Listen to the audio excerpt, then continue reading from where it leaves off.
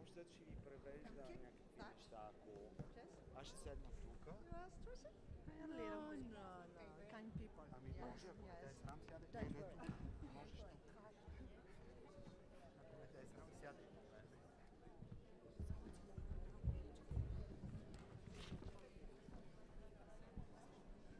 Само внимай да не паднеш назад. Alors bonjour et merci d'être venus nombreux. Voilà, c'est la première rencontre de Galine Stoev qui est donc à côté de moi, avec vous, avec le public. Bon, je vais vous présenter aussi rapidement les comédiens qui nous font l'honneur d'être ici. Et alors je suis d'autant plus, comment dire, contente que les comédiens aient accepté de venir que je ne connais pas la Bulgarie. Je ne connais pas du tout les traditions et les codes du théâtre en Bulgarie, mais la traductrice Mira, qui est là, merci Mira, et Galine viennent juste de me dire, tu sais, c'est très difficile pour les comédiens, ce qu'on leur demande, parce qu'il n'y a jamais de rencontre des comédiens avec le public en Bulgarie. Cette tradition n'existe pas. Voilà. Donc, ils sont là et moi, je suis vraiment contente qu'ils aient accepté je dirais, ce rendez-vous à la française.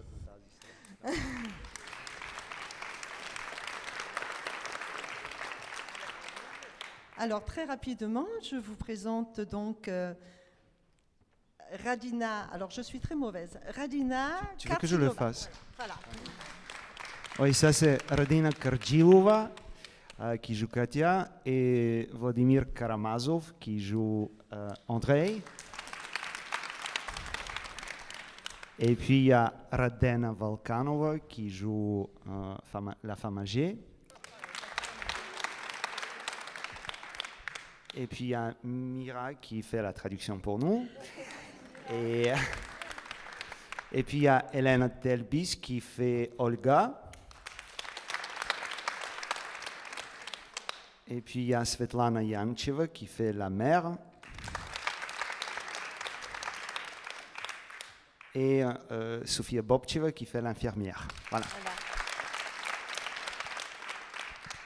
Voilà. Alors, je vais rapidement vous présenter Galine Stoev, que vous aurez bien sûr l'occasion de rencontrer plus longuement, de façon peut-être parfois plus informelle, puisque Galine vient de prendre ses fonctions, donc depuis le 2 janvier 2018. C'est la première date. Donc, je voulais un peu décliner ton parcours en 9 dates. Ce sont des dates que j'ai choisies, ce ne sont pas des dates qu'il a choisies. Il ne sait même pas ce que je vais mettre en avant. Mais j'ai retenu, en lisant un petit peu des choses sur toi, d'abord, bien sûr que tu es né en Bulgarie, que tu as commencé donc ton métier de metteur en scène en 1991 à Sofia, que tu as monté du répertoire classique et contemporain, et que à cette époque-là, donc après les années 90, tes spectacles se sont très vite baladés en Europe et en Amérique du Sud. Effectivement, on était après la chute du mur de Berlin, comme tu aimes à le dire. En 2002, tu as mis en scène ta première pièce d'Ivan Viripayev, Rêve, donc un auteur qui va compter beaucoup et qui compte beaucoup pour toi. En 2005, tu as créé ta compagnie à Bruxelles, Fingerprint, et en 2007, a commencé un compagnonnage avec la Comédie Française. C'est là que, comme tu aimes dire, commence ton métier en France. Et tu as créé la Festa de Spiro Shimon. Et ensuite, donc, au cours de ce compagnonnage, tu vas créer à la Comédie Française 5 pièces, donc du répertoire classique et contemporain. Et dans le répertoire classique, j'aime à citer Marivaux, puisque tu nous en parles souvent. Enfin, souvent, depuis peu de temps, puisqu'on ne se connaît pas beaucoup, mais ça vient souvent. En 2011, donc, tu as fait ta première mise en scène de Danse des lits en version française au Théâtre National de la Colline à Paris. Tu as été artiste associé à ce théâtre quelques années. En 2012, tu as mis en scène Marivaux au Théâtre des Nations à Moscou. Ouais. Voilà. En 2016, donc je cite quelques mises en scène, hein, c'est simplement des dates que j'ai retenues, mais il y a bien d'autres mises en scène. En 2016, tu as mis en scène Les gens d'Oz de Yana Borisova, donc une jeune auteure bulgare, et j'ai envie de la citer parce que j'ai vu qu'elle était vraiment très présente dans ton parcours, puisque tu l'as montée plusieurs fois. C'est peut-être une autrice qu'on aura l'occasion de découvrir, on ne sait jamais, au TNT. En 2017, tu as donc créé Danse des lits en décembre 2017 au Théâtre national de Bulgarie à Sofia, avec les acteurs ici présents, qui sont des acteurs du Théâtre national de Bulgarie.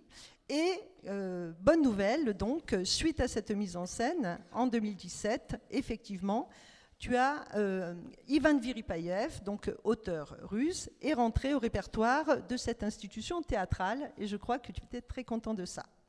Et voilà. Et 2 janvier 2018, tu as pris tes fonctions de directeur de théâtre au TNT. Voilà. Est-ce que j'ai oublié quelque chose? Non. Voilà, c'est un exercice difficile parce que Galine me dit, mais on va encore parler de moi. Je lui dis, bah oui, bah, tu arrives, il faut quand même donner des éléments. Mais il me dit, mais les gens peuvent lire les choses dans les programmes. Je dis, oui, mais c'est pas pareil, voilà, de les dire directement. Voilà. Donc, moi, je vais te demander, peut-être, Galine, peut-être tu as envie de dire, bien sûr, quelques mots d'introduction, mais de présenter les comédiens qui sont avec toi, et du choix que tu as fait de présenter Danse des lits au TNT avec les comédiens du Théâtre national. Voilà, c'est un petit peu la première question. Merci Laurie, et bonjour, et merci d'être venus si nombreux. Pour dire quelques mots, en fait, j'ai commencé mes premières pas sur les planches au Théâtre national il y a 25 ans, je crois. Et depuis, en fait, la dernière fois quand j'ai travaillé là-bas, c'était en 2000 ou 2001, je ne me souviens plus. Alors, ça fait un moment.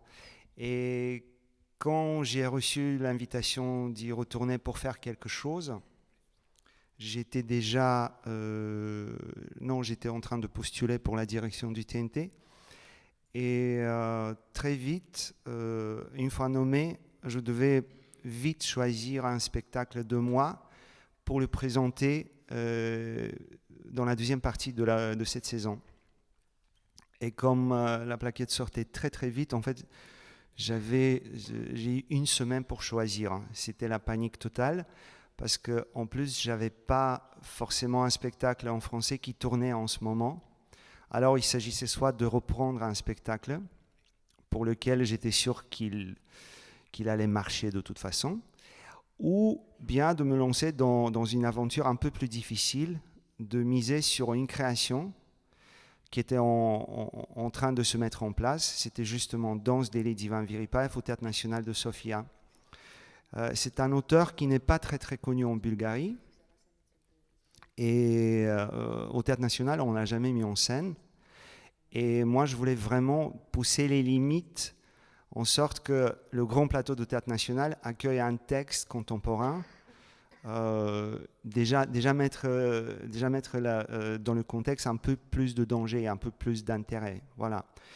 Parce que je pense que des grandes institutions doivent aussi prendre la responsabilité d'aider ou de montrer des textes contemporains. Et ne pas oublier que même Molière, un jour, c'était des textes contemporains, en fait.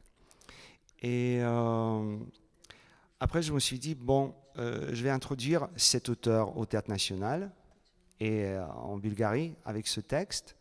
Et ça fera peut-être sens pour le contexte local. Mais en même temps, je peux amener ce spectacle à Toulouse et me présenter pour la première fois devant le public toulousain avec quelque chose qui peut-être n'est pas forcément fédérateur, parce que vous êtes confronté avec un auteur que vous ne connaissez pas, avec un metteur en scène que vous ne connaissez pas, en une langue que vous ne parlez pas. Alors, il y a déjà 3 éléments qui représentent une sorte de danger. Après, je me suis dit, en même temps, si je choisis un Molière en français, tout le monde fait ça, alors peut-être il faut faire juste le contraire, pas pour créer une provocation, mais plutôt pour donner un signe comme quoi on va entendre peut-être des différentes langues à partir de maintenant, beaucoup plus au TNT qu'auparavant, qu'on va découvrir des auteurs, pas forcément des auteurs contemporains, bien évidemment. Moi, je suis formé dans un cadre classique quand j'étais jeune, je mettais en scène principalement des textes classiques et je ne comprenais pas l'intérêt de faire des textes contemporains parce qu'on a des textes classiques tellement magnifiques, alors à quoi bon? Mais bon, petit à petit, quand j'ai grandi, voilà, j'ai développé aussi le goût pour des textes classiques. Et voilà, et je me suis dit, bah, voilà une carte de visite plus ou moins qui me représente avec des angles un peu inattendus et des facettes inattendues, mais déjà, je vais présenter ma langue, je vais présenter une troupe que j'aime beaucoup, c'est la troupe de Théâtre National. Parmi ces comédiens, en fait, il y a seulement deux, il y a Radena et il y a Svetla avec qui j'ai travaillé auparavant. Les autres, je les connaissais un peu, mais comme je suis parti à un moment, en fait, j'ai raté des générations de comédiens que j'ai pas pu aborder et travailler avec. Et en fait, tout ça s'est mis ensemble et on est arrivé là, voilà, un peu d'une manière un peu, comment dire, pas très réfléchie, mais en même temps, en regardant maintenant, je me dis, bah, quand même dans cette folie, il y a une structure, comme on dit, dans Hamlet. Il y a une cohérence. Il y a une cohérence, voilà. Bah, j'espère bien, en tout cas. Voilà. Ben merci, Galine. Alors, pour parler, alors juste sur le format de la rencontre, je pose quelques questions à Galine et on va garder du temps, bien sûr, pour vos questions, hein, les questions des spectateurs, bien sûr. Il y aura 2 micros qui circuleront dans la salle. Ivan Viripayev dit que Oxygène, donc une pièce que tu as montée il y a pas mal d'années, Juillet et Danse des lits sont les étapes de sa recherche d'un théâtre vrai. Toi-même, tu dis que le théâtre est là pour rendre la réalité plus palpable. Donc, et en même temps, tu n'es pas en train de faire un théâtre psychologique. Donc, comment as-tu travaillé avec les comédiens? Comment abordes-tu la direction d'acteurs avec la langue de Viripayev?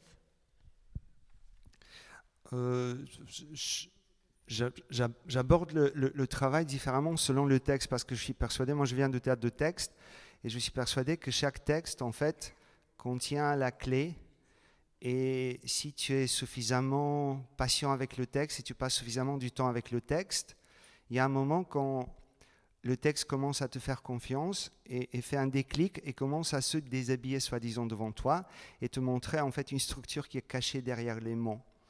Et je passe beaucoup de temps en intimité avec le texte, soi-disant. Et après, chez Ivan, dans son écriture, c'est assez flagrant. Il dit souvent que les comédiens ne doivent pas jouer, mais doivent permettre le texte et l'énergie du texte de les traverser. Et comme cette énergie, c'est quelque chose d'invisible, mais très fort, cette énergie, elle peut modifier la matière, peut modifier le corps en le traversant. Et alors on se dit, pendant 2 heures, les comédiens se prêtent leur corps, leur cœur, leur voix, leurs nerfs, tout ce qu'ils portent comme matière, ils le prêtent au texte et ils se laissent traverser par ce texte et permettent aux gens d'observer comment la matière va se transformer en temps réel pendant qu'ils se font traverser par cette énergie. C'est un peu l'idée avec laquelle on est parti. Après, ce qui est très important chez Ivan, c'est que le texte inévitablement touche des endroits d'humanité chez chacun et des endroits presque personnels ou intimes. Et ça dépend de comédien à quel point il va s'ouvrir et permettre d'être touché en public par ces thèmes, par exemple. Et en fait, c'est une manière d'aborder le texte d'une manière organique, je dirais. Voilà, de s'imprégner du texte. Et après, bien évidemment, il y a beaucoup d'humour dans le texte, il y a beaucoup de... il joue avec des clichés un peu des séries télé ou des romans d'amour. Voilà. Il y a pas mal de clichés qu'on aborde. Et puis, dans ce processus, il faut retrouver un plaisir pour jouer tout ça et pour s'amuser. Et je dis souvent aux comédiens, plus votre personnage est comment dire, plus votre personnage est dans l'embarras ou dans un vrai problème à résoudre, plus c'est avantageux pour vous. Ça veut dire vous devez être heureux quand votre personnage est dans l'embarras ou dans le drame même. Voilà, parce que la palette pour jouer est beaucoup plus large.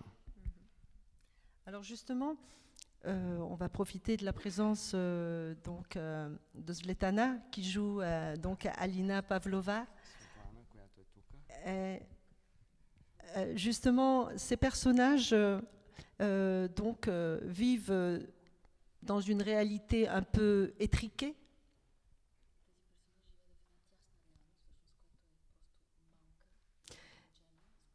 Mais on voit qu'ils ont tous des émotions et une activité cérébrale très très grande.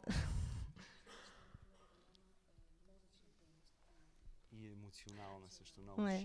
Et notamment la mère, elle est pleine de reproches pour sa fille Katia, voilà. Mais pour autant, est-ce que c'est un jugement moralisateur? Est-ce qu'il s'agit de parler du bien et du mal dans la relation entre Katia et Alina?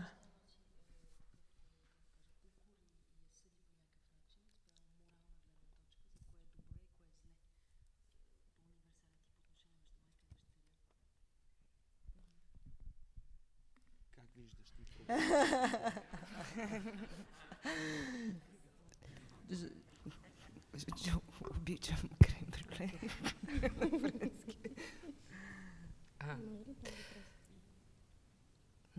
Да.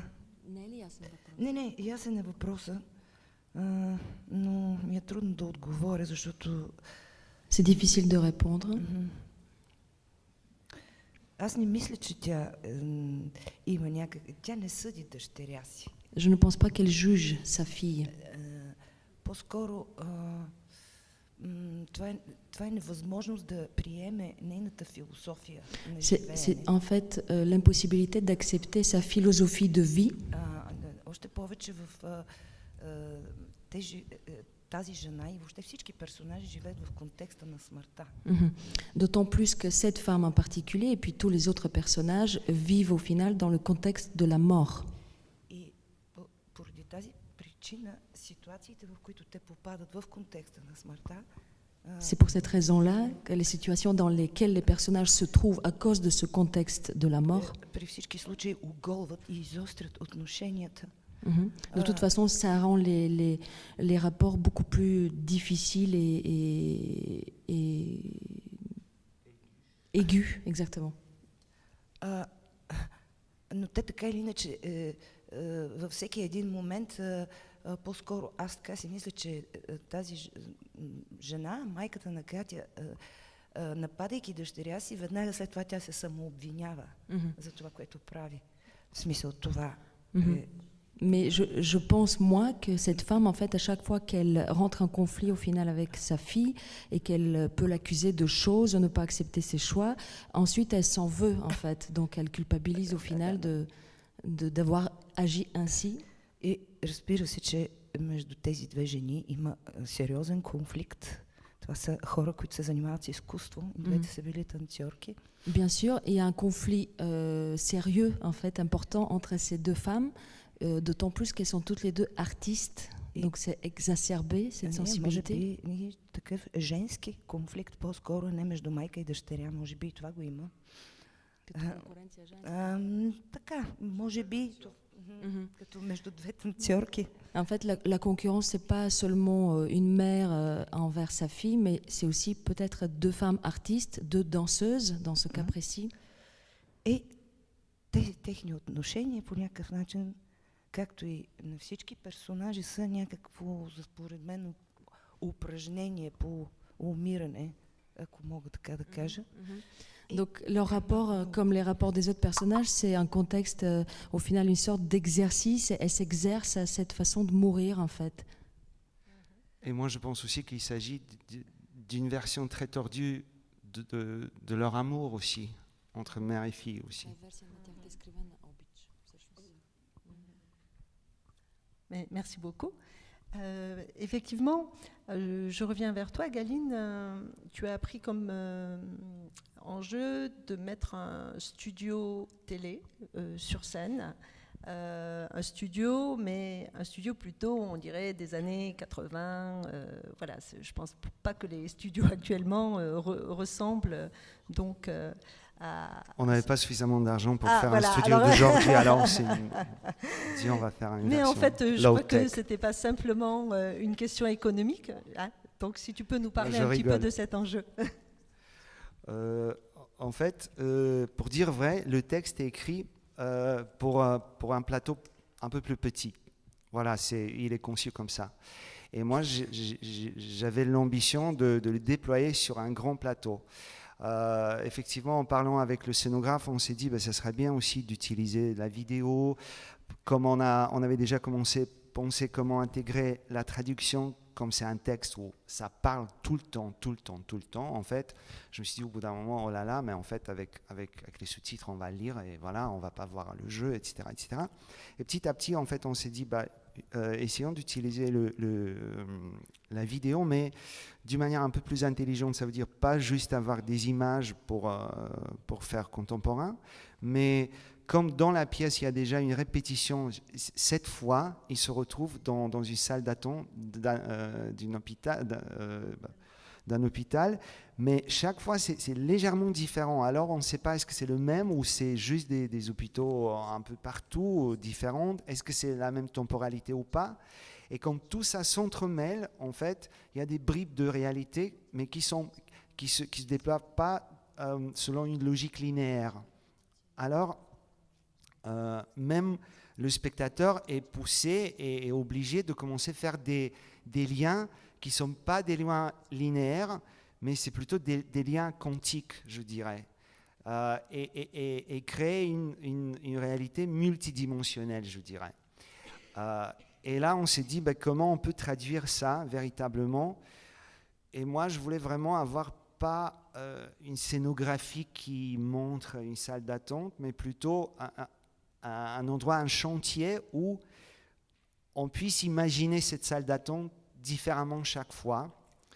Et puis, comme on s'est dit, il y aura la vidéo, on peut avoir 2 caméras, on peut faire un green box justement pour avoir cet effet qui nous émerveillait dans les années 80, quand on regardait voilà, des émissions, surtout pour les enfants, un peu avec un arrière-fond magique.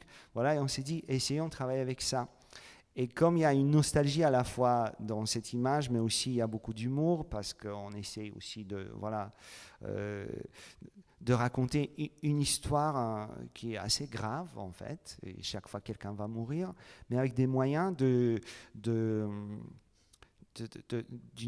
émission pour les enfants, un peu, avec ce fond, voilà. On s'est dit, on va mélanger tout ça, et on va mettre les comédiens au milieu de tout ça et les observer différemment. Voilà. Et c'était plutôt une idée d'avoir un chantier, un espace où les gens peuvent travailler en temps réel et nous, on peut les observer pendant qu'ils jouent, pendant que quelqu'un les filme, pendant que les vidéastes travaillent en même temps. Voilà, c'était vraiment un cadre un peu ouvert qui propose aussi aux spectateurs de choisir comment regarder le spectacle. Et en fait, je pense, j'espère que ce n'est pas très prétentieux, mais questionner nos propres stratégies, comment on regarde une pièce de théâtre. Parce que là, on est inévitablement obligé. Soit je ne veux rien rater, alors je vais lire tout le temps. Mais je lis et au bout d'un moment, je me rends compte que je n'ai rien vu, en fait. Soit je comprends un peu comment ça se passe à travers des répétitions. Et là, je peux me permettre de laisser un peu le texte et observer comment ils jouent. Soit je choisis de regarder, mais comment ils font tout ça. Il y a des techniciens partout qui passent, qui filment, etc. etc. Alors, on peut choisir d'être vraiment... perplexe par rapport à ce cadre et se dire mais je comprends rien en fait, pourquoi ils font ça, ou bien de décider, ah ok, c'est intéressant. Il me propose de choisir moi-même comment je vais regarder le spectacle. Ça veut dire, je peux devenir co-créateur de cette soirée en choisissant en fait mon point de vue. Et créer mon propre spectacle, soi-disant. Voilà, il y a toutes ces possibilités. En tout cas, c'est ce que je souhaite proposer aux spectateurs, parce que je pense que ce qu'on fait ici, je pense qu'on est sorti déjà de ce modèle. Il y a un truc sacré qui se passe sur le plateau, et là, dans la salle, il y a des gens qui doivent adorer ça ou juger ça et après partir. Ne plus traiter le spectateur comme un simple consommateur, mais affirmer le fait que c'est un partenaire qui puisse, ne fût-ce que par son imaginaire, participer dans la co-création de cette soirée et de ce spectacle. Voilà. C'est un peu la direction qui m'intéresse de plus en plus. Cela ne veut pas dire qu'il faut redéfinir complètement le rapport public-spectacle, parce que voilà, tout est déjà inventé, mais se rappeler chaque fois qu'en fait que c'est un endroit où on peut se reconnecter autrement et co-créer notre réalité autrement. Voilà, ce qui affirme aussi la force créatrice de l'être humain. Et ça, c'est quelque chose qui me passionne énormément. Voilà. Merci Galine. Alors, je vais peut-être aller voir Vladimir. Voilà, justement, les personnages de Danse des Lits sont pris dans une mécanique un peu de théâtre à la vaudeville. Je ne sais pas si c'est une référence, vaudeville. Oui, vaudeville. Ouais. Et justement, ils sont tous, et notamment André, donc l'amant, voilà, celui qui fait souffrir, etc. Le seul homme, voilà.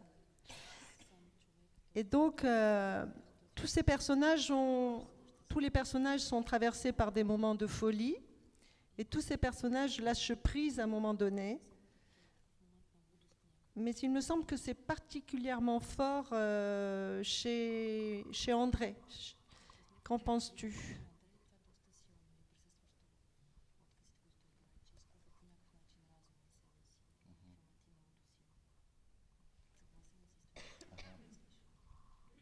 Здравейте на всички. Bonjour à tous. Гледаме малко странно, защото нищо не разбираме от френски. Désolé, on regarde peut-être de façon étrange pour vous, mais c'est parce qu'on ne parle pas la langue et on ne comprend pas tout ce qui se dit aujourd'hui, donc pardon pour ça. Дали всеки един персонаж изпада в някакви лудости? Да, Андрей изпада в лудости, но... C'est vrai que les personnages ont des moments de folie et le personnage que je joue, Andrei, c'est son cas également. Мисля, че това не е най-същественото за този персонаж и изобщо за пиесата. Mais pour moi, l'essentiel de ce personnage, et je dirais même du spectacle, ne réside pas là-dedans. Мога да ви кажа нещо лично, което аз преживях с тази пиеса, което може би ще бъде по-интересно. Je souhaite partager quelque chose de personnel que j'ai vécu en fait à travers l'expérience que m'a permis le travail sur cette pièce. Et j'espère que ce sera intéressant pour vous. Аз съм така човек на големите крайности. Je suis quelqu'un d'extrême. Темите, които са засегнати в тази пиеса, много ме вълнуват. Les sujets que cette pièce aborde m'intriguent fortement et m'intéressent beaucoup. Отначало бяха за мен малко поднесени по малко по-така странен начин, но с течение на времето започнах да ги откривам вътре в текста. J'ai trouvé au départ un peu étrange en fait la manière dont c'est abordé, et puis petit à petit j'ai trouvé ça plus accessible dans le texte et j'ai découvert plein de choses plus en profondeur. И мога да кажа, че някакси самият текст на Верипаев много ме фиксира в моя личен живот. Et le texte de Veripaev m'a permis de fixer même des choses importantes pour moi-même dans ma vie personnelle. Например, аз съм човек, който винаги искам нещата да станат по моя начин. И когато не стават, изключително много хвърлям енергия и ужасно много се ядосам за това как те не стават по моя начин. À titre personnel, je suis quelqu'un qui aime bien contrôler les choses, et quand j'ai prévu que les choses se déroulent d'une certaine façon et ça ne se produit pas vraiment comme je l'ai prévu, ça a tendance à m'énerver fortement.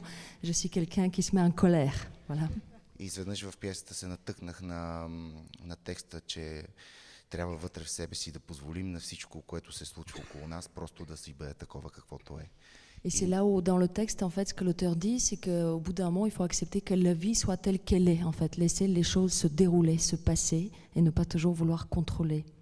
И изведнъж започнаха всеки един ден в репетициите да ми изникват такива фрази от текста, които започнах ужасно много да се замислям над тях. Et au fur et à mesure des répétitions et du processus de création, j'avais de plus en plus de phrases en fait qui sonnaient, qui résonnaient à moi et qui faisaient écho avec voilà mon quotidien et les choses de la vie. И изведнъж този текст се превърна за мен като нещо фиксиращо на моите 38 години. Et c'était du coup devenu un texte pour moi qui était essentiel pour mes 38 ans. C'est devenu vraiment majeur, voilà, comme expérience. Да, много мога да говоря, малко е трудно с превода, затова ще спра. Je pourrais dire encore plein de choses, mais c'est pas évident comme quelqu'un d'autre traduit pour moi et de pas. А колкото до лудостите, да, това е вече част от драматургията. Страхотно е, че има такива амплитуди в самия текст и на мен като актьор са ми много интересни. Oui, les moments de folie, c'est vraiment super. C'est vrai que ça existe dans le texte et ça permet à l'acteur cette amplitude de jeu et de nuances. Et moi, en tant que comédien, ça m'amuse beaucoup de jouer ce genre de personnages et de moments qui permettent la folie et d'aller dans des états extrêmes. Merci. Je te remercie. Et donc, par rapport justement au personnage de Katia, Radina, moi j'ai vécu cette danse d'Eli. Voilà. Et je trouve que ton personnage est porteur d'un hommage à l'art, à la danse, mais à l'art.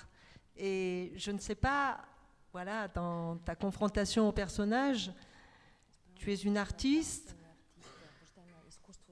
et tu inventes une danse qui est salvatrice. Donc c'est un hommage à l'art. Voilà, c'est une perception très étriquée sûrement de ma part, mais peut-être que toi qui as travaillé sur ce personnage pendant des semaines, tu peux nous en dire plus. Par rapport à l'art, c'est ça? Par rapport à l'art, enfin, par rapport à la danse d'Eli, elle, Katia, comment le personnage, voilà. D'accord. Как ти възприемаш този танц? Защото за нея това е също история, която е за изкуството по принцип. Но може би тя го вижда ограничено. За тебе какъв е този танц? Здравейте на всички. Bonjour à tous. Катя е, как да кажа, еквивалента на самия танц, на танцорката на крат на. Pour moi, Katia, c'est l'également de la danse, en fait, celle qui la symbolise. Тя е обикновено момиче, което се е сблъскало с ужаса и qui a été confrontée à l'horreur, трагедията на човечеството. et la tragédie de l'humanité. И го е превърнала в любов. Et elle a transformé ceci en amour. Изкуството е любов. Parce que l'art, c'est amour. Не знам как би изглеждал този танц. Je ne sais pas à quoi ressemblerait vraiment, réellement cette danse. Много съм мислила по този въпрос. J'ai beaucoup songé à cette question et réfléchi. Съм правила немалко смешни опити пред колегите си. J'ai fait plein de tentatives ridicules ou risibles devant mes collègues de danse. Но мисля, че това е отвъд начина ни на мислене, отвъд начина ни на съществуване и смятам, че е само в сънят ни. Сънят е тайна. Oui, je pense que c'est au-delà de l'existence et de la vie telle qu'on peut la vivre, c'est dans nos rêves. Et de toute façon, les rêves, c'est un mystère, c'est des secrets. Merci. Merci. Merci de ces prises de parole. Vraiment, je vous remercie. Tu as envie de poser une question à tes comédiens ou de peut-être nous parler de cette danse d'Eli? Est-ce que toi, dans ta tête, tu voyais quelque chose moi j'aimerais quand tu bien mettais savoir, en scène? Oui. Non, moi j'aimerais bien savoir, est-ce qu'il ressent une différence entre quand ils jouent en Bulgarie, parce qu'ils ont joué 6 fois en Bulgarie avant d'arriver ici, et là, ce soir, ils vont jouer une 8e fois devant le public français. Et comment il ressent la Тук играем différence? по-хубаво, отколкото в България. Elle dit ici on joue mieux qu'en Bulgarie. Peut-être c'est grâce. Oui. Защо? Pourquoi?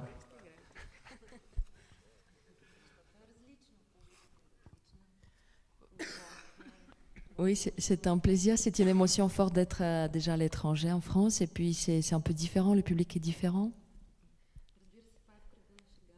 Bien sûr, c'est pour plaisanter, mais oui. Всеки път интересното е, че когато се срещнах с Галин, това беше за първи път. За мен беше огромно удоволствие и не вчера, онзи ден, когато имахме представление, той ми каза, че всъщност той работи така с актьорите. За мен танцът Делхи игра на 7 нива, от които... Ouais, je sais. Donc en fait, ma rencontre avec Galin Stubb, c'est la première fois que je travaille avec lui, était extrêmement forte et c'était un grand plaisir immense pour moi de le rencontrer. Et donc la danse d'Eli, c'est un jeu, une expérience à 7 niveaux. 7, le chiffre, pardon. се сблъскваш с различни чудовища, тук-таме взимаш някакви монетки или такива някакви интересни неща, които се случват и всеки път е различно. Това е. Никога представлението не минава по един и същи начин. Все по-надълбоко и надълбоко. Traduire. Ouais, je vais commencer la traduction en fait. Chaque fois c'est différent parce que chaque fois en fait c'est un voyage et selon le voyage tu rencontres des monstres différents selon la soirée aussi, où tu trouves des trésors différents sur le chemin et parce qu'on s'est parlé en fait, moi je lui ai dit bah écoute, je suis peut-être pas un metteur en scène orthodoxal ou un bon metteur en scène, mais ce qui m'intéresse c'est de mettre le comédien à un endroit où il va travailler constamment en temps réel chaque fois. Et en fait, ça le revient au moment présent, ici et maintenant, ce qui est la seule qualité de théâtre qui nous pousse tous à partager le seul moment et dans un seul espace, ici et maintenant ensemble, ce qui est pour moi absolument magique et incroyable, d'autant plus qu'on vit dans une réalité où on est beaucoup plus séparés par les médias, par Internet, par le virtuel, et on ne partage pas forcément le même temps-espace. Alors qu'au théâtre, on peut le faire toujours, et ça reste toujours légal de le faire ici. Voilà. Et je pense que c'est extrêmement important d'entretenir ça. Et je lui dis que pour moi, c'est important d'avoir un travail constant en temps réel que le comédien fait, un travail organique dans le cadre proposé. Et c'est un voyage sans cesse, en fait. Parce qu'ils savent vers où ils doivent aller chaque soir, mais ils ne savent pas jusqu'où ils peuvent sauter chaque soir. Et en fait, ça change selon l'énergie, selon la respiration dans la salle. Voilà.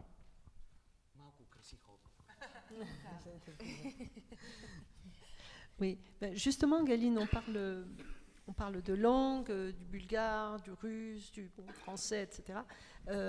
C'est quoi ton rapport finalement à la traduction? Est-ce que, bon, là tu as traduit ce texte russe en bulgare, tu as sûrement fait d'autres traductions dans d'autres sens.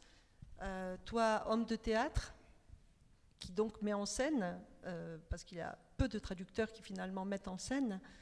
Je ne suis pas vraiment un traducteur. Hein. Non, mais enfin, tu as... Je n'ai pas la prétention mais ça me passionne de voir comment on peut traverser, comment on peut faire traverser un œuvre à travers des langues différentes, en fait.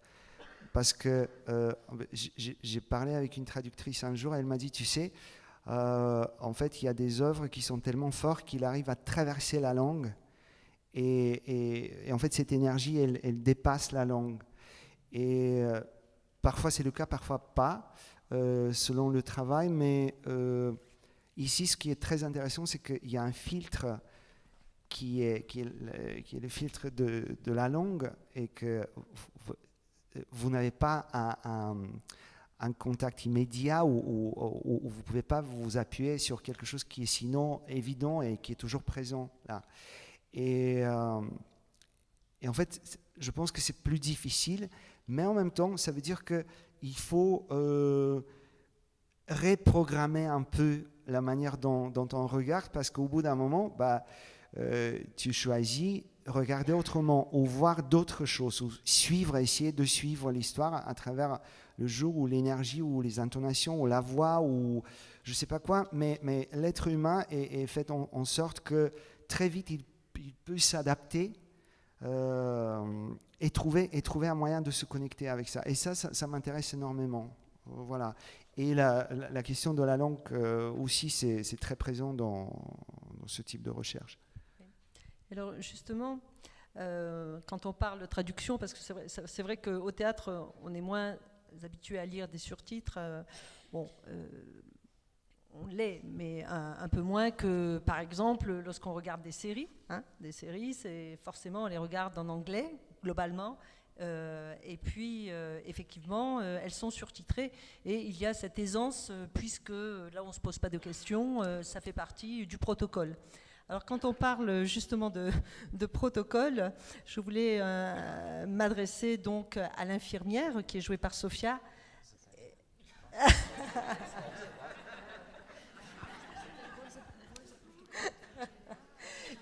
Et c'est pas pour rien.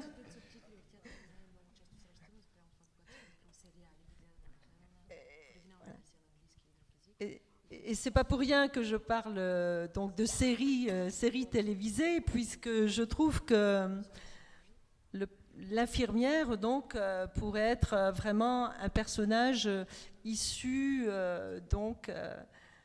des séries télévisées des années 80. Je crois que c'est un peu voulu. Voilà, je voulais dire, voilà, et en même temps, ce personnage, voilà, c'est elle qui donne la règle. C'est elle qui donne la règle de, voilà, la règle comment on doit être face à la mort, face à la douleur. Voilà, c'est elle qui donne la règle. Voilà, je t'interroge sur ça, Sophia.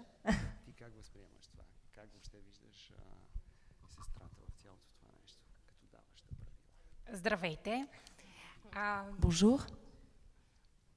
Да, наистина и аз я възприемам като човек от реалността, като някакси за мен това е най-реалният персонаж, този, който връща другите в реалността. Okay. Donc moi aussi je trouve que c'est un personnage très réel et c'est peut-être le seul, en tout cas c'est celui qui est le plus ancré dans le réel, dans la réalité, et c'est celui qui ramène les autres à la vie réelle.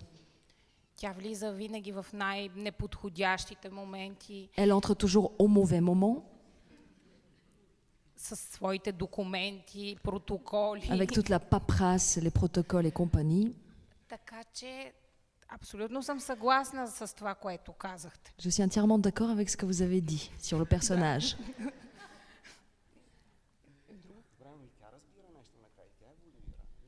Доста еволюира накрая. Elle aussi, elle évolue, dit Galinsteuf.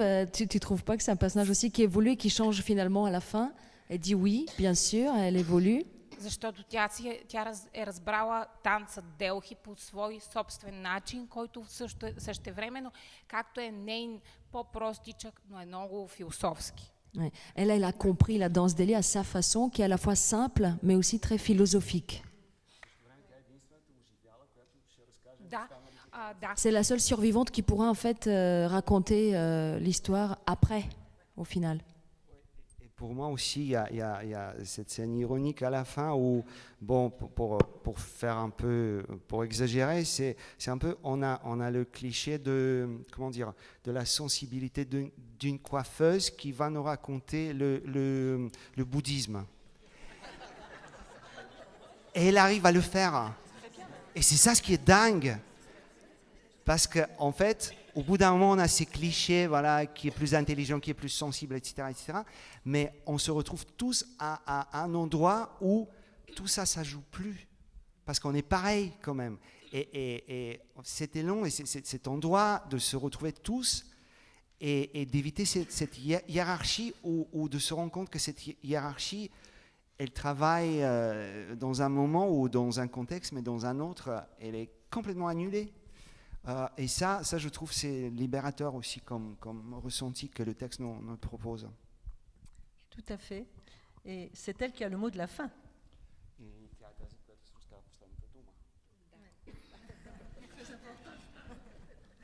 oui. Et avec donc le personnage qui... Je ne sais plus le nom. Olga. Olga. Ou la femme âgée. Non, Olga qui s'endort.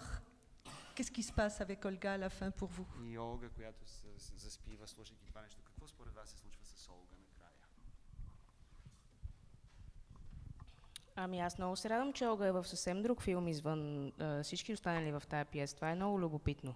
Je suis très contente que finalement Olga, c'est comme si elle était dans un autre film au final, pas exactement avec les mêmes personnages. Donc elle est un peu à part. Donc je suis très heureuse de ça. Ама не съм съвсем сигурна, че искам да разкривам личното си мнение по въпроса какво става с Олга. Je ne suis pas sûre de vouloir faire vraiment part de mon avis personnel sur ce qui se passe ensuite avec Olga. Да не ви се стори твърде тегаво, но общо взето е в тая гама. Oui, pour pas paraître trop sombre et noir. Moi, je veux rajouter une chose. En fait, moi, j'aime beaucoup le personnage d'Olga parce que c'est un retardataire, en fait. Elle a tout raté. Elle a tout raté pendant six pièces. On raconte la danse, on explique, on répète. Et il y a une qui débarque à la toute fin et qui a tout raté et il faut lui raconter. Sauf que les personnages qui peuvent raconter ça, ils sont tous morts. Hein. C'est trop tard. Et il y a l'infirmière qui reste, le seul témoin. Et Olga est dans un tel état qu'il faut la calmer, il faut lui raconter quelque chose. Pour moi, l'infirmière, elle invente même un peu des choses. Voilà, elle devient la co-créatrice de la danse à force d'être poussée à sauver cette femme qui est en souffrance en temps réel là devant nous. Voilà. Mais c'est aussi une question de transmission. Voilà. Peut-être on transmet parfois des choses importantes, ne fût-ce que par des ragots ou par des choses qui circulent, ou par des choses purement imaginaires. Mais il y a une transmission quand même qui se fait au-delà des apparences aussi. Oui, parce qu'ils sont tous morts, tu as raison de le préciser, ne l'oublions pas. Et donc, avant de vous donner la parole, j'ai envie que, effectivement, Radena nous parle de cette femme âgée qui, elle, doit modérer, enfin, pense qu'elle a la mission de modérer tous ces débordements.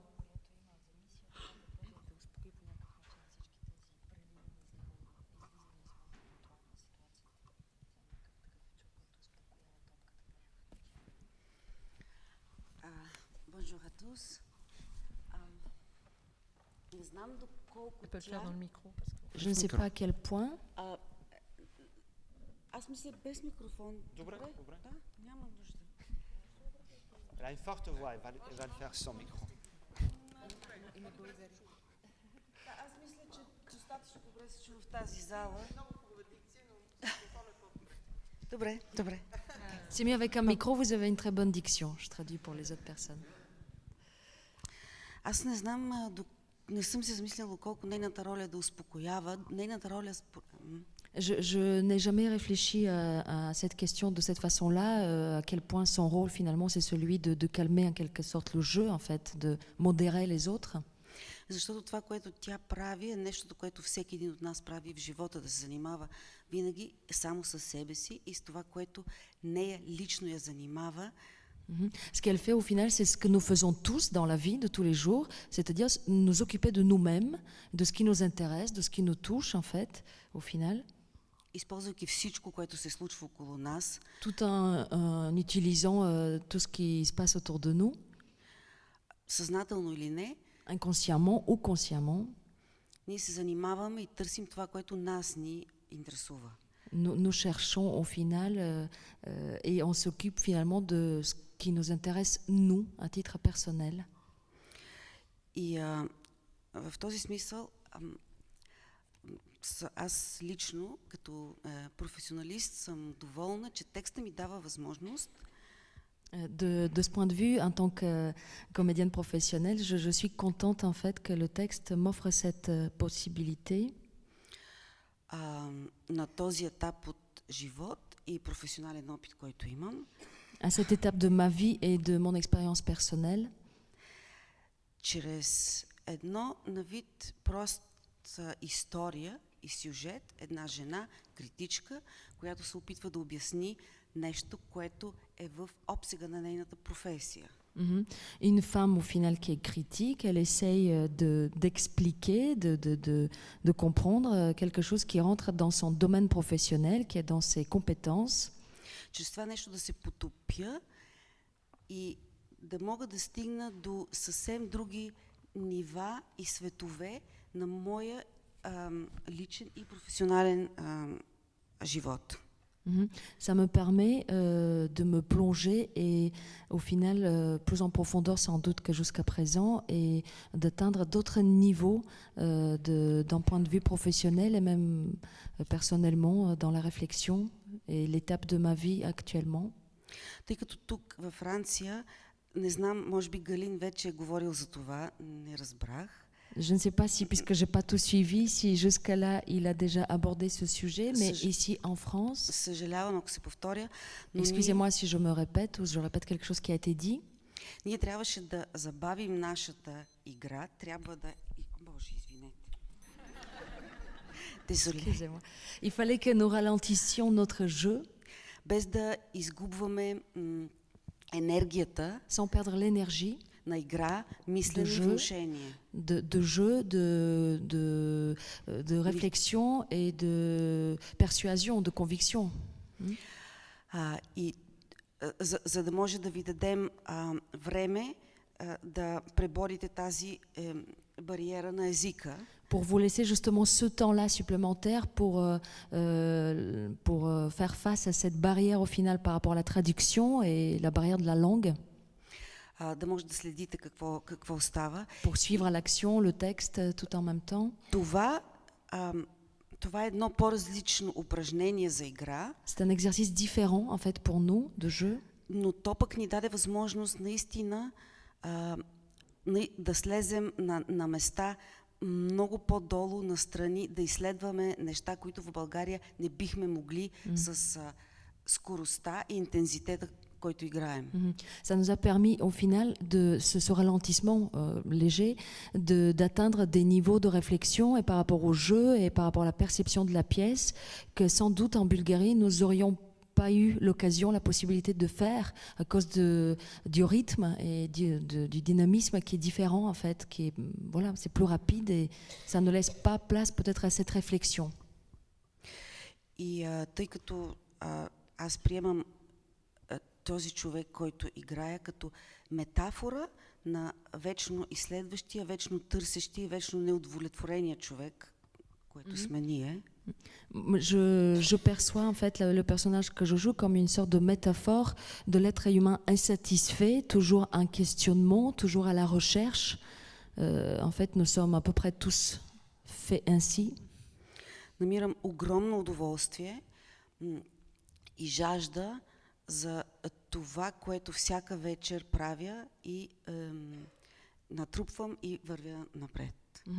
J'éprouve un plaisir immense et j'ai cette soif en fait chaque soir de plus en plus d'aller plus loin et d'offrir justement la possibilité d'avancer davantage et d'aller plus loin, même à côté. Да, доста дълго стана, малко се обърках, може би. C'est peut-être un peu long et je vous ai peut-être un peu perdu, pardon. Pas du tout. Galine, tu as déjà travaillé, je pense. Oui, comme je vous ai dit, avec Radena. Et avec Svetla qui est sortie parce qu'elle est un peu malade en plus. C'est les deux comédiens avec qui j'ai travaillé auparavant. Surtout avec Radena, on a fait un long chemin. On a créé plusieurs spectacles ensemble. Quand je travaillais d'une manière un peu plus active à Sofia, alors on a grandi aussi ensemble. Et voilà, et avec elle, on se comprend très vite. Bon, écoutez, je pense que la parole est à vous. Donc il y a des micros, on va... prendre ce micro-là. Voilà. Pour Maxime. Voilà. Et merci de bien parler dans le micro. Merci. Bonsoir, moi j'ai beaucoup aimé le texte de Добър la вечер, pièce. много ми хареса текста на J'ai пиесата. beaucoup aimé le travail des acteurs avec Както и работата на un актьорите. large registre d'émotions. Много голям регистър на емоции. Et par contre, je suis plus réservée sur le dispositif scénique, où je trouve Réservée que spрямо cette façon сценографията. des metteurs en scène contemporains, il n'y a pas que vous, de mettre tout le dispositif sur la scène, avec la technique, avec des accessoires comme le vestiaire, dont on se demande un peu à quoi il sert. Et moi, ça me gêne parce que pour moi, le théâtre, ce sont des acteurs qui déploient leur énergie pour occuper un espace. Et cette façon de filmer qui recentre la focale au plus près des acteurs, pour moi, c'est antinomique. Ce n'est pas un jugement sur l'un ou sur l'autre, mais ça ne va pas ensemble. Et parfois, j'ai eu l'impression de me retrouver dans les séries télé Plus belle la vie, où on est filmé au plus près des visages. Et sauf que ça ne m'intéresse pas au théâtre. Enfin, moi, j'ai eu du mal avec ça. Bah, c'est encore une fois, merci pour la question, même s'il n'y avait pas de question. Mais c'est encore une fois une question de choix. Ça veut dire que rien ne vous empêche de regarder les comédiens et pas l'écran, parce qu'ils sont là présents. Après, il faut aussi se dire que le texte est écrit comme un commentaire de ce format de série télé, en fait. Un feuilleton avec tous ces thèmes d'amour, trahison, la culpabilité, etc. etc. Moi, je connais quelqu'un qui a fait un travail scientifique sur les séries télé, la différence entre les séries télé latino-américaines et celles de nord-américaines, par exemple. Et en fait, il y a tout comment dire, tout un système qui en fait fait en sorte que les séries latino-américaines, par exemple, ont un certain nombre de séries, d'épisodes, parce qu'à la fin, et ça ne peut pas dépasser, je ne sais pas, 160 épisodes par exemple, parce que la femme au foyer qui a consacré tout son temps et ses nerfs et ses émotions pour souffrir avec le personnage principal et pour découvrir à la fin qu'en fait, elle n'est pas pauvre, c'était une princesse enlevée, etc., etc. Elle doit être compensée à la fin. Alors que Dallas, qui est une série américaine, nord-américaine, elle continue pendant des siècles et des siècles, parce que là, la femme au foyer, elle peut se permettre de ne pas être récompensée parce que comment dire, le standard de vie est un peu plus élevé. Voilà. Et il y a toute une histoire à travers ce format qui nous fait en fait vivre une histoire qui, étalée dans le temps, raconte aussi une histoire que Shakespeare peut nous raconter dans 4 heures, par exemple, très serré.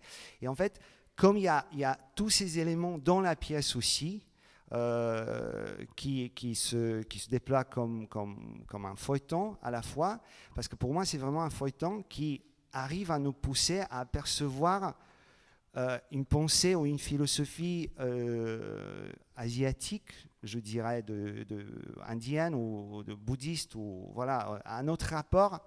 Mais tout ça, c'est inscrit dans un modèle de série occidentale en même temps. Et en fait, le fait de mettre ensemble, comme dans le texte, dans la dramaturgie, des choses dans un seul cadre, des choses qui ne peuvent pas coexister dans un seul cadre, ça, je trouve ça extrêmement intéressant parce que ça met, ça met en question notre propre cadre et nos propres limitations aussi de compréhension. Et voilà, et ça reste assez ouvert. Ça peut être, comme j'ai dit au début, ça peut être perturbant, mais là, encore une fois, vous êtes complètement libre de choisir comment regarder, ou même de se lever, sortir de la salle. Comment dire, non, mais c'est... Il y a ce dispositif ouvert, voilà. Et mais dans la pièce, tu disais qu'il y avait ce paradoxe-là. Oui, tout à fait. Il y a une autre question, monsieur ? Bonjour. Moi, j'aurais une question sur votre processus de travail, puisque finalement, la pièce de Veripayev évoque le dessaisissement. Vous avez parlé tout à l'heure de lâcher prise, d'une certaine forme de lâcher prise nécessaire à la transformation. Justement, quels seraient peut-être les automatismes de travail quelles seraient peut-être les habitudes de travail dont vous avez eu l'impression de vous départir au fil de ce travail de création pour aboutir au résultat qu'on a vu sur scène. Voilà. Merci. C'est une très belle question, justement parce que moi, comme metteur en scène, quand je commence surtout à travailler sur un texte pareil, moi je sais déjà comment il faut le jouer. C'est horrible.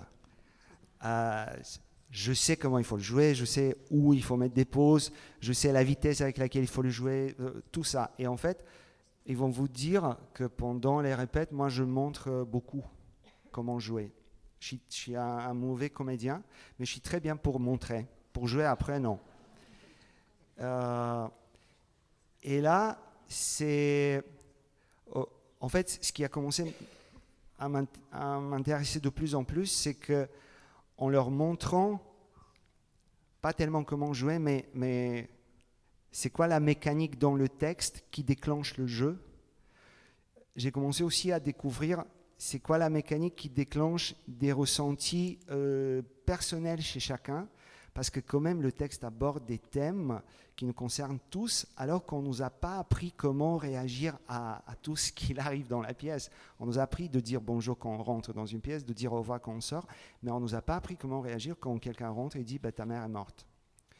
Et ce qui est intéressant, c'est justement, Ivan, il crée des situations pour lesquelles on n'a pas une réaction préétablie, et il met ces personnages dans cet endroit de paradoxe, et il commence à les observer. Ça renvoie aussi à une sorte d'expérience, un peu pour répondre à votre question, une expérience en temps réel, et on ne sait pas comment ça va se dérouler, justement parce que c'est des situations extrêmes. Et là, j'ai découvert que parfois les comédiens peuvent avoir un réflexe beaucoup plus immédiat, beaucoup plus intéressant, beaucoup plus juste comme réaction que tout ce qui me vient à moi quand je reste chez moi en train de lire la pièce et d'imaginer comment la mettre en scène. Et j'ai commencé à devenir de plus en plus attentif à cet instant et d'essayer de les observer au point où parfois je ne les cadrais même pas. Et ça débordait dans tous les sens et ils étaient un peu perdus.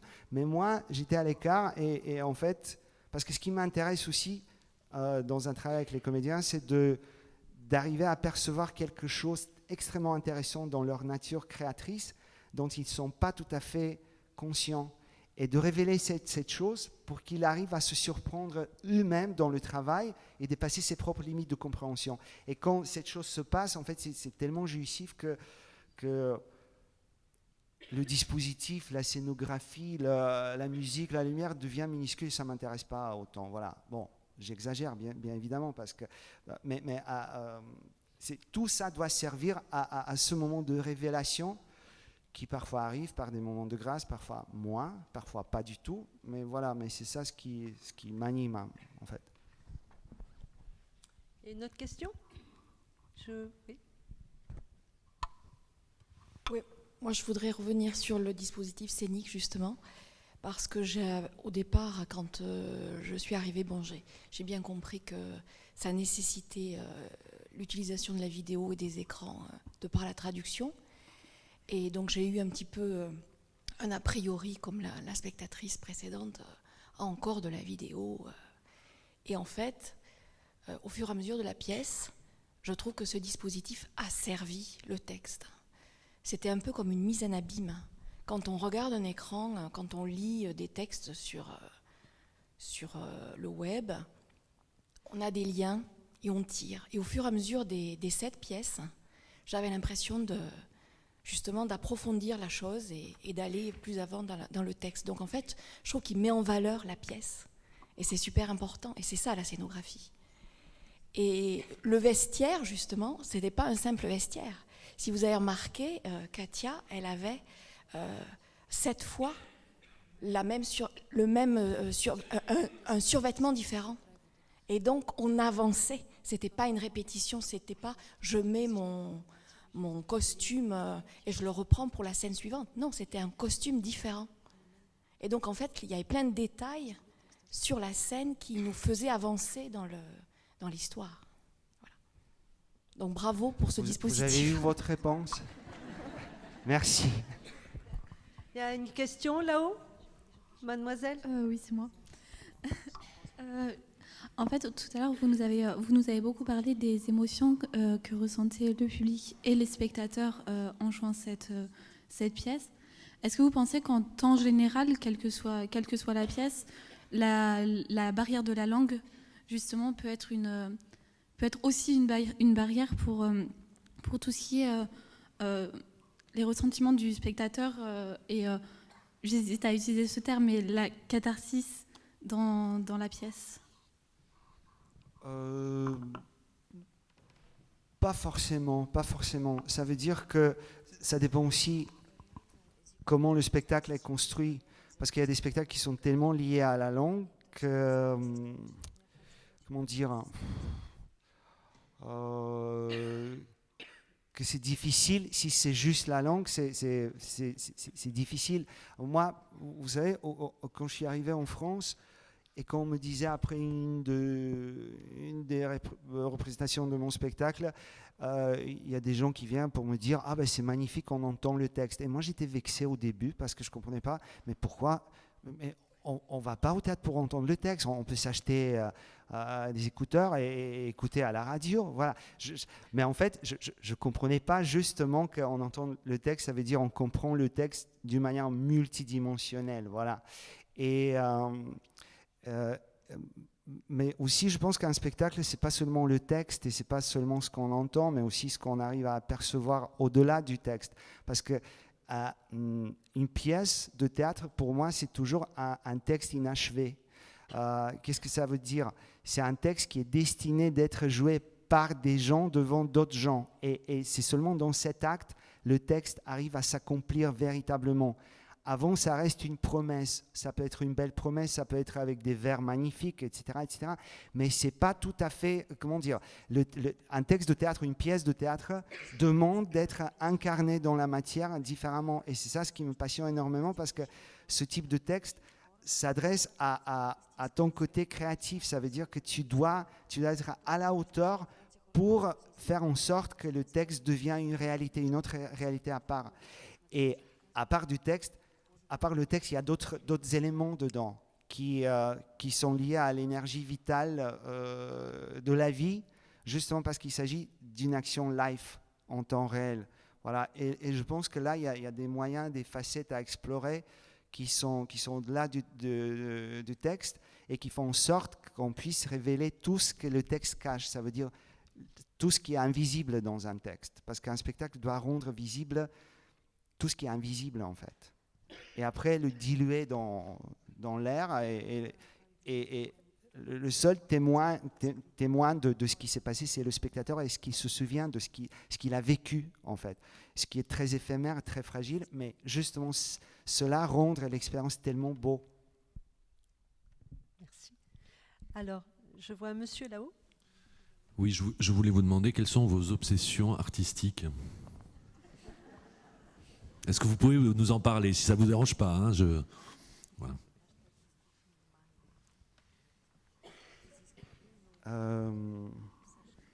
Si vous en avez. Ah oui, plein. Je ne sais pas à quel point je dois les révéler. Pendant une première rencontre. Parce qu'on va se voir pendant 4 ans au moins. Merci beaucoup.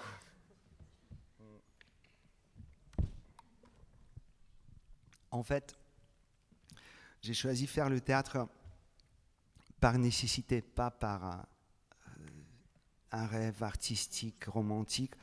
J'étais un enfant très distrait et j'arrivais pas à l'école à faire ce qu'il fallait faire. J'essayais d'être concentré, mais une chose par la fenêtre, et moi j'étais tout de suite parti avec cette chose. Et ma mère m'a amené à un endroit et m'a dit, écoute, là tu peux faire tout ce que tu veux, mais à l'école, essaye quand même, voilà, de suivre. Et c'était un groupe de théâtre pour les enfants. Et là, l'institutrice, la prof, elle nous faisait découvrir Shakespeare, Molière, et tous ces auteurs réécrits légèrement pour les enfants.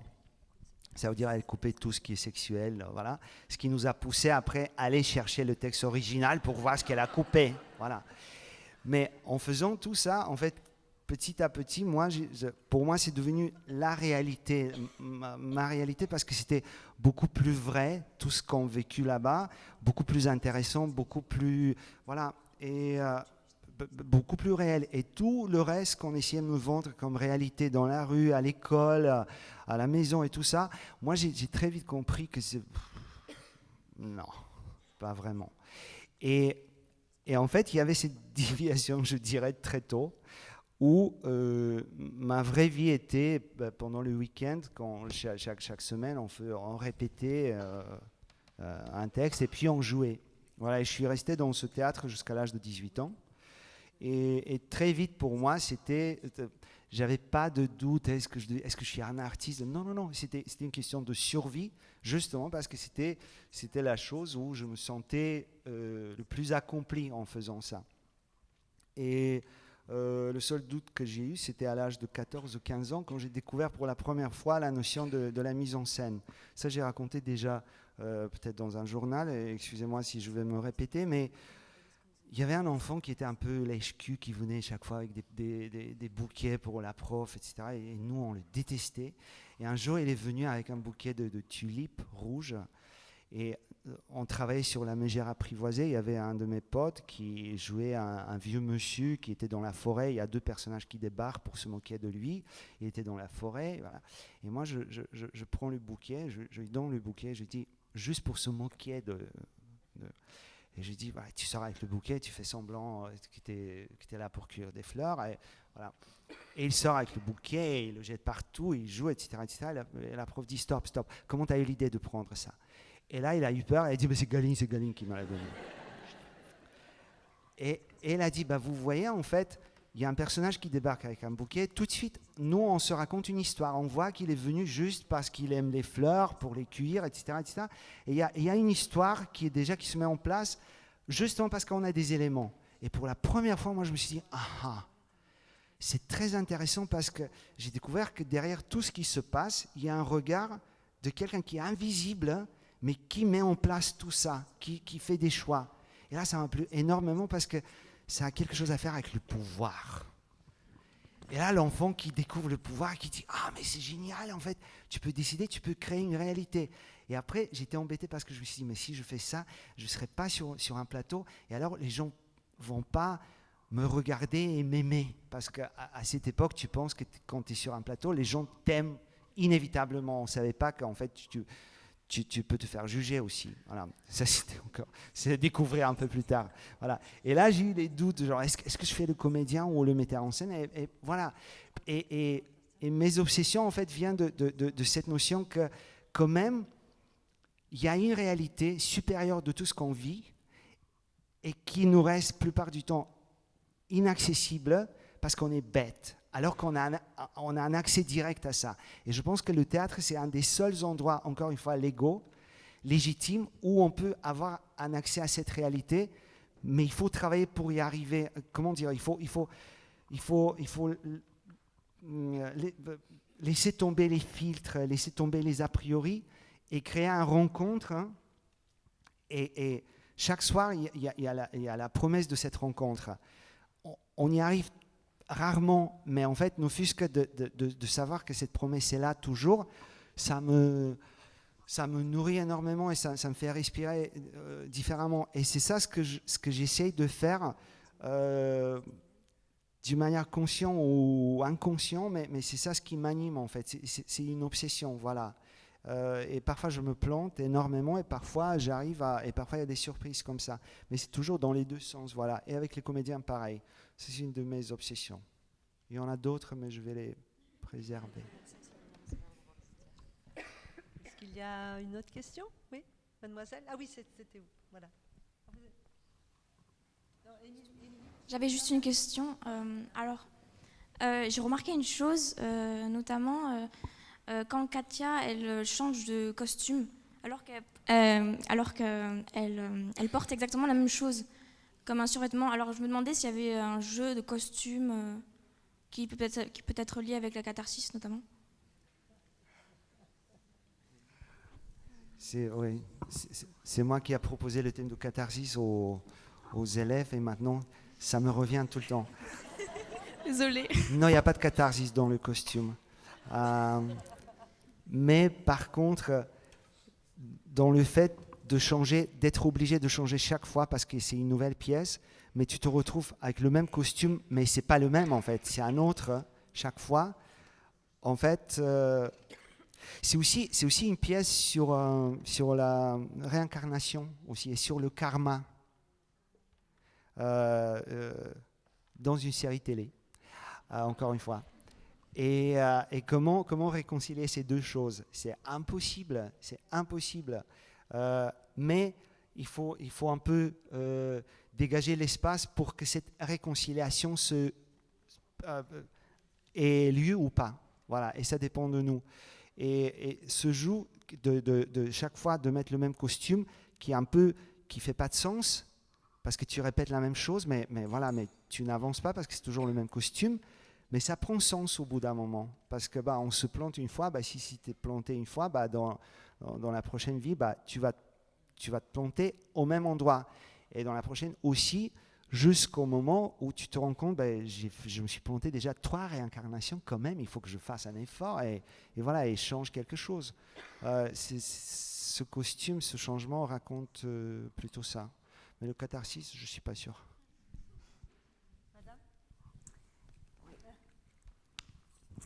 Oui, bonsoir. En fait, je voulais d'abord partager quelque chose qui m'a mis en mouvement en fait, par rapport au regard, par rapport à la vérité. Parce que je pense à ça parce que par rapport à Danse Delhi, à un moment donné, dans le texte, il est dit cette chose que je trouve très belle, qui est que la danse, elle est intérieure et que c'est notre rythme du cœur. Et après, je voulais poser une question aux comédiennes, parce que je crois que le comédien est parti. Ouais, voilà. Du coup, aux comédiennes, s'il y en a une qui a envie de répondre. Moi, en fait... Excusez-moi, je vais traduire du coup avec le micro, parce que voilà, comme c'est une question pour toutes les... Значи, това е въпрос за всички актриси. Ако някой от вас иска да отговори, allez-y. Alors, donc, moi, en tant que spectatrice, il y avait donc dans le texte déjà le fait qu'il n'y ait pas une vérité claire, c'est-à-dire que au départ, je crois quelque chose, puis en fait, ce que je croyais n'est pas vrai. Et puis... Истината не е точно тази, каквато мислим. В началото изглежда такава и след това се оказва обратното или различна е истината с течение на... Et donc il y a des émotions très fortes qui sont jouées au plateau, qui sont exprimées par le texte, la mort, l'amour, la difficulté à se rencontrer, à s'aimer, etc. Et puis, et moi ça me met en mouvement émotionnellement à l'intérieur et en même temps il y a aussi les écrans et tout le support scénique qui met à distance mon rapport avec ces émotions. Donc en même temps, je regarde ce qui se produit en moi, ça crée du mouvement. C'est-à-dire que je me dis, là j'ai envie de pleurer, mais je me dis, mais non, mais là c'est un spectacle, regarde, en plus il y a les écrans. Ou alors là j'ai envie de rire, ou je me reconnais. Enfin, il y a ce mouvement entre énormément d'empathie, parce que ça parle de moi, de ma vie, et en même temps de la distance par rapport à tout ce dispositif-là.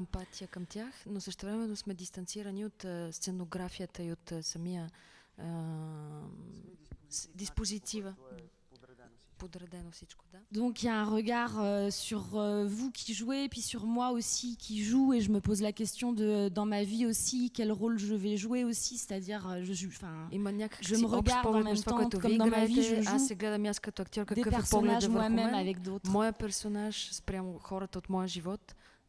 Et ce que j'ai trouvé intéressant, et ce qui, je pense, en tout cas, ce que j'observe, ce qu'on peut faire aussi dans la vie, c'est que parfois, on peut jouer comme si on jouait devant une caméra, comme ce que vous faites là. Което намирам за интересно, дори в самия живот, че понякога в живота играем се едно сме снимани от камера. Et des fois, on joue pour un parterre, quoi, pour des gens, pour plus de gens. C'est-à-dire que c'est le même jeu, mais c'est pas au même endroit. Et donc, ça, c'est aussi bon pour la vie. Je pense. Enfin, dans la... Това е валидно и за живота. Et donc pour revenir au plateau, ma question c'est, vous dans le travail de jeu, qu'est-ce que ça change en termes de mouvement, puisqu'avant on parlait aussi du mouvement, de comment est-ce que le jeu c'est peut-être aussi une danse qui passe par le corps et qui met en mouvement. Juste, attendez, parce que là je peux pas aller aussi vite que vous, c'est possible. Donc par rapport à votre travail de comédienne, par rapport à cette danse...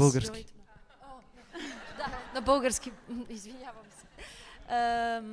Спрямо движението и спрямо танца, est-ce que vous pouvez du coup recommencer, excusez-moi, parce que je vous ai perdu un peu, bien sûr. De façon plus précise. Donc par rapport au plateau, au jeu sur le plateau, Сценичната игра, спрямо вашата игра на сцената. Dans cette idée, comme dans l'idée de la danse, que в идеята за танца, jouer, c'est mettre en mouvement notre émotionnel, nos nerfs, да играем, това означава да сложи по някакъв начин в движение, да анимираме нашите емоции, идеи, нерви. Quel curseur ça change pour eux de jouer pour une caméra ou de jouer pour le public, puisqu'il y a ce va-et-vient dans le jeu. Какво това променя във вашата игра и в начина на това как вие играете, когато има моментите с камера, тези едри планове, когато трябва да играете и пред цялата. Когато е дестинирано на публиката. Се сменя, когато играете за камера, когато играете. Мярата е различна. Да. Кой ще? Аз мога да започна от финала, защото малко забравих началото. Oui, je vais commencer avec la fin parce que le début m'échappe un peu. Désolé, изгубих се в превода малко. Oui, je me suis perdu un peu dans la traduction. Това, че ние наистина трябва да играем за публиката по един начин и за камерата, това е наистина така много силно важи. C'est très présent le fait qu'il faut qu'on joue pour la caméra, mais aussi pour le parterre, pour un grand public. Всеки от нас е снимал и в киното. Chacun parmi nous a une expérience aussi au cinéma. И знае, че средствата са различни. Et Тук за пръв път que les moyens sont différents, mais ici pour la première fois. Трябва да ги смесим сега, в смисъл в реално време. Et ici, ce qui est intéressant, c'est qu'on est obligé de mélanger ces moyens en temps réel, ici et maintenant. Което не изисква, понеже е доста, те са много на двете крайности различни. Et ça, c'est des moyens et de types de présence qui sont complètement opposés. Изисква изключително високо ниво на концентрация, да можеш много бързо да преминеш от едното в другото и да знаеш. Cela demande un niveau de concentration assez élevé pour pouvoir switcher de l'un à l'autre. Да задържиш истината, за да можеш да въздействаш и по двата начина. Et en même temps, tu es obligé de pouvoir contenir ou préserver la vérité, le moment de vérité que tu touches, pour le déployer selon les deux manières de jouer opposées. Но пък няма актьор, който да не обича предизвикателства. Mais il n'existe pas au monde de comédiens qui n'aiment pas ce type de challenge. Да, така че в този смисъл, мисля, че за всеки един от нас това е по някакъв начин и огромно удоволствие. Et ce type de défi, en fait, c'est la source d'un grand plaisir, en fait, pendant le jeu, pour nous. Siradena, merci. Katia, peut-être qui est pas mal confrontée à ça, a peut-être des choses à dire, parce qu'elle est beaucoup confrontée au fait d'être en lien avec l'audience et en lien avec le jeu caméra.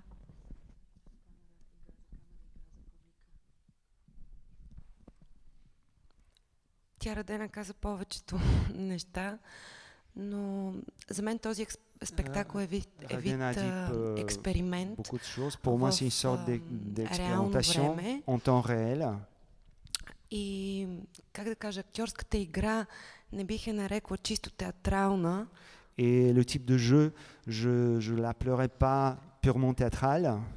а по-скоро сме един вид изследователи на това, което ни се случва във всеки един от различните. On se considère comme des explorateurs par rapport à tout ce qui nous habite ou tout ce qu'on est en train de rencontrer. Така че мисля, че присъствието трябва да бъде адекватно и на камерата, и на сцената. Et pour cela, on a besoin d'une sorte de présence, je dirais, adéquate, et pour le caméra, et pour la scène, pour le plateau. Merci. Ok, merci. Alors, il y a une dernière question, parce qu'après, on peut se retrouver tous au forum pour boire un petit verre de l'amitié, partager un verre de l'amitié. Madame, vous vouliez ? Alors, prenez un micro, parce que c'est important que tout le monde puisse profiter de la question. Je ne sais pas si c'est intéressant pour Galine et pour les acteurs, mais en écoutant les questions qui étaient posées, je me disais peut-être que ce sera intéressant à faire une enquête sur place, là, maintenant, voir justement si existe-t-il vraiment pour ce public-là, public française, s'il y a vraiment une difficulté de s'absorber le contenu, vu qu'il y a quand même cette barrière de langue. Est-ce que les gens qui sont là pourront expliquer ça par, je ne sais pas, pour un simple vote, dire oui ou non, j'ai pas senti cette barrière, ou j'ai senti cette barrière-là. Je ne sais pas si c'est intéressant pour toi, Galine. Pour moi, c'est extrêmement intéressant, en fait, de leur poser la question, est-ce que vous étiez touchés par ce que vous avez vu ? Non, mais la question que vous posez, c'est la question de la barrière de la langue au théâtre et la possibilité, quand une pièce est surtitrée, de pouvoir accéder au texte assez librement, finalement, mais assez fidèlement. C'est-à-dire qu'on est à la sensation que réellement, on peut accéder au texte dans ce qu'il a de plus important et de plus profond. Non ? C'est une question pour eux, en fait.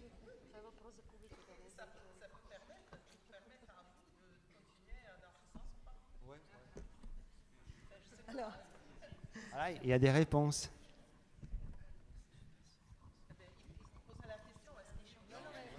Je ne sais pas si je vais répondre, mais moi j'ai beaucoup aimé m'immerger dans cette langue que je ne connais pas et qui m'a aidé à justement lâcher prise. La question du dessaisissement, moi je trouvais que c'était très très important dans cette pièce, du lâcher prise et de la non-maîtrise. Et ça, j'ai trouvé ça très beau. Et je trouve que vous nous avez... voilà, ça donnait une dimension supplémentaire, justement. Le fait que ce ne soit pas si important. Par moment, on va le lire sur l'écran, par moment, on va le lire sur le regard d'une actrice ou une mimique, mais tant mieux. Et on va perdre des choses, voilà. Et dans ce spectacle, ce que j'aimais, c'est ça. Accepter de perdre des choses. Oui, parce qu'en perdant, en fait, parfois, on gagne quelque chose d'autre. Voilà. Et parlons d'obsession, il y a une autre obsession aussi qui m'intéresse, c'est que il y a un endroit où on peut se retrouver malgré nos différences qui, dans une réalité normale, vont nous pousser à nous confronter l'un à l'autre, ou vivre ces différences à travers un conflit ou une confrontation, créer des guerres même.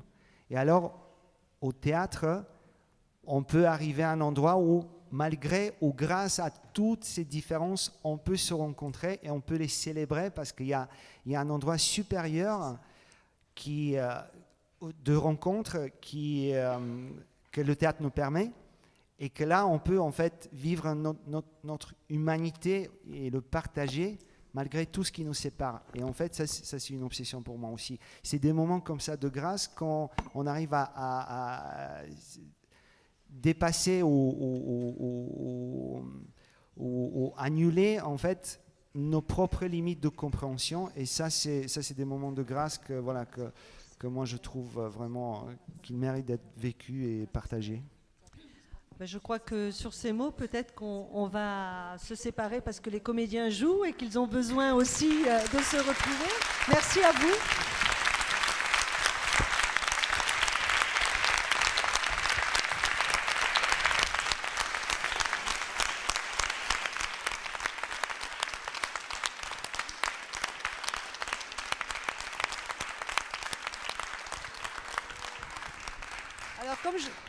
comme je vous le disais tout à l'heure, on se retrouve pour ceux qui ont le temps au forum.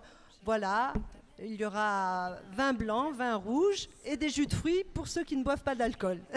À tout de suite.